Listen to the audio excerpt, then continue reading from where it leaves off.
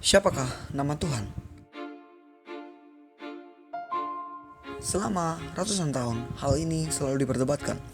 Beberapa pihak menganggap bahwa hal ini tidak perlu dipersulit dan tidak masalah apakah kita mau memakai panggilan Allah untuk Tuhan kita ataupun Yahweh, Jehovah, Yehuwa atau mungkin yang lain. Tapi di sisi lain, banyak yang menuding seperti dari pihak luar. Contohnya seperti Islam yang mengatakan bahwa kekristenan tidak bisa menggunakan nama atau sebutan Allah karena itu adalah nama dari Tuhan mereka.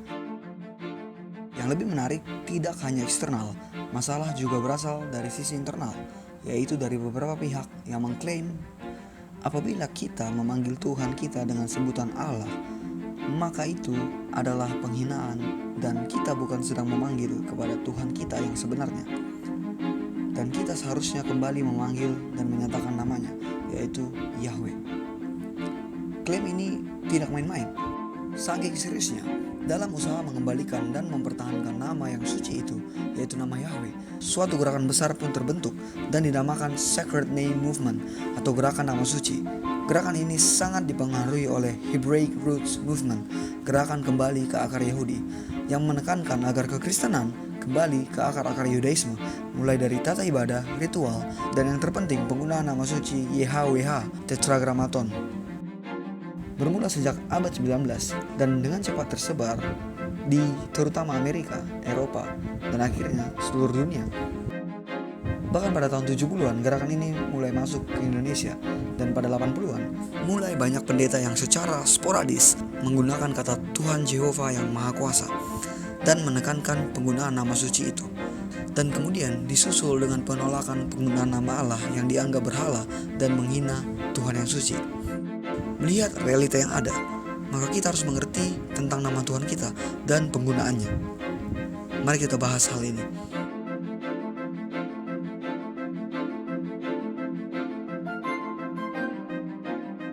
Hal pertama yang harus kita mengerti adalah baik bahasa Ibrani maupun Arab berasal dari rumpun yang sama, yaitu rumpun Semitik yang berasal dari Sem, anak Nuh.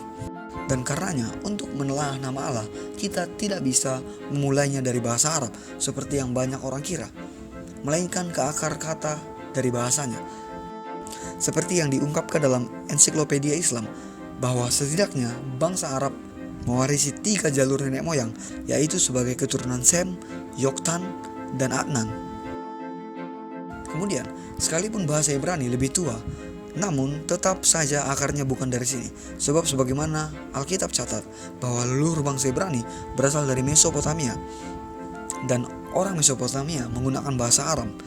Maka dari itu dapat dikatakan bahwa bahasa-bahasa rumpun Semitik berakar dari bahasa Aram. Orang Mesopotamia dan semua yang berasal dari rumpun Semitik telah sejak awal mempercayai adanya Supreme Being atau Supreme God, the Most High God, yaitu sosok Tuhan yang tertinggi dari segala Tuhan yang ada, dan mereka menyebutnya Il.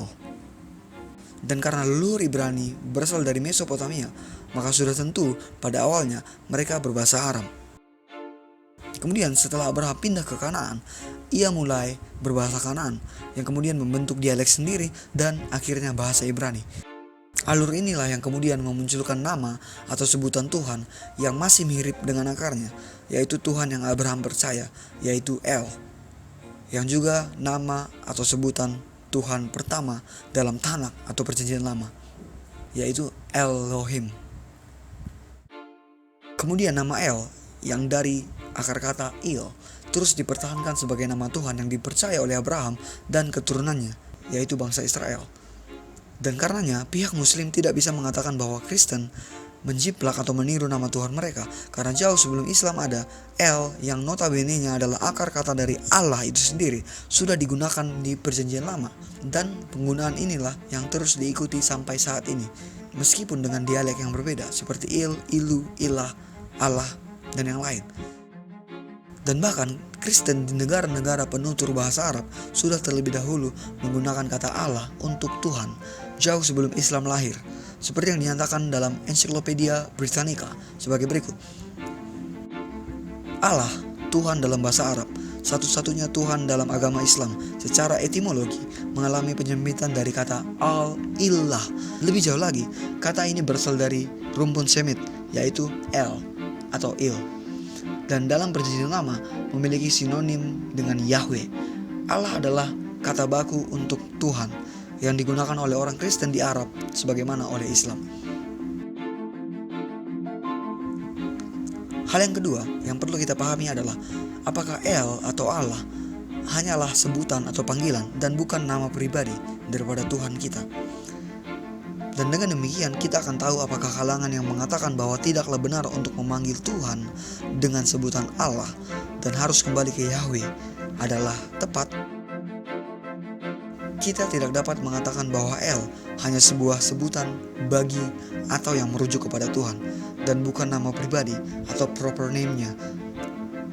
Faktanya, El bisa berupa sebutan atau panggilan, tapi juga bisa berupa nama diri atau proper name.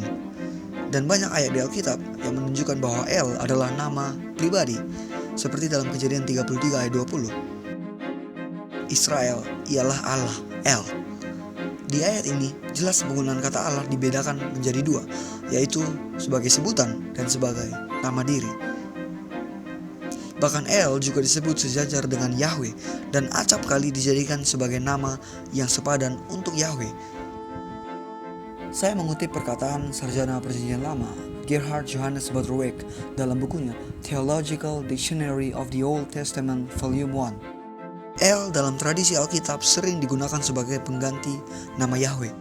Distribusi penggunaan El sebagai nama diri sama dengan Yahweh memang sangat tidak teratur, tetapi penting dan sering digunakan dalam kesusastraan Israel awal. Dengan kata lain, El digunakan sebagai sinonim dari Yahweh, seperti dalam Yesaya 40 ayat 18, di mana jelas bahwa El adalah Yahweh itu sendiri. Jadi, dengan siapa hendak kamu samakan Allah, El, dan apa yang dapat kamu anggap serupa dengan dia?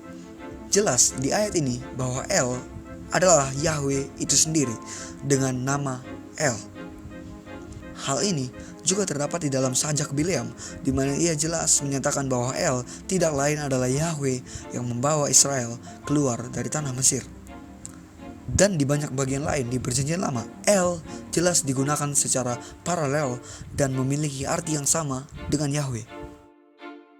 Jadi, El dapat berarti panggilan atau sebutan, tapi juga nama diri atau proper name dari Tuhan itu sendiri. Ini tergantung pada konteksnya.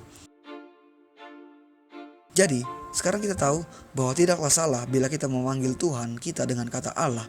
Karena yang pertama, itu bukan nama Tuhan dari Islam dan kita tidak menjiplak seperti yang banyak dikatakan. Dan yang kedua, sejak era Perjanjian Lama, orang-orang telah memanggil Tuhan dengan sebutan El, yang mana adalah akar kata dari Allah. Karena itu, klaim yang mengatakan tidaklah benar memakai kata Allah dan harus memakai Yahweh saja tidaklah tepat. Yang terakhir, kita mempunyai beberapa catatan tambahan. Yang pertama, kita melihat fakta bahwa Tuhan sendiri tidak pernah murka atau bahkan sedikit mengusik soal umatnya, Israel, yang memanggilnya dengan nama El dan bukan nama Yahweh saja. Jadi, hal ini tidaklah masalah. Tuhan sendiri tidak pernah mempersalahkan hal itu dan menyatakan itu sebagai penyembahan berhala atau penghinaan terhadap Dia. Dan yang kedua, yang terpenting bukanlah nama itu, sebab bahkan nama Yahweh sekalipun pernah dicemari penggunaannya oleh Harun, yaitu saat dia berkata anak lembu emas yang dia buat adalah Tuhan atau Yahweh itu sendiri yang Israel sembah. Sekalipun nama yang sama yang dipakai, tapi justru ditujukan kepada berhala. Karenanya, yang terpenting bukanlah nama, melainkan pribadi di balik nama itu, dan yang dengan nama itu kita memanggil dan berhubungan dengannya. Yang terpenting adalah kita punya hubungan yang intim dengan Tuhan.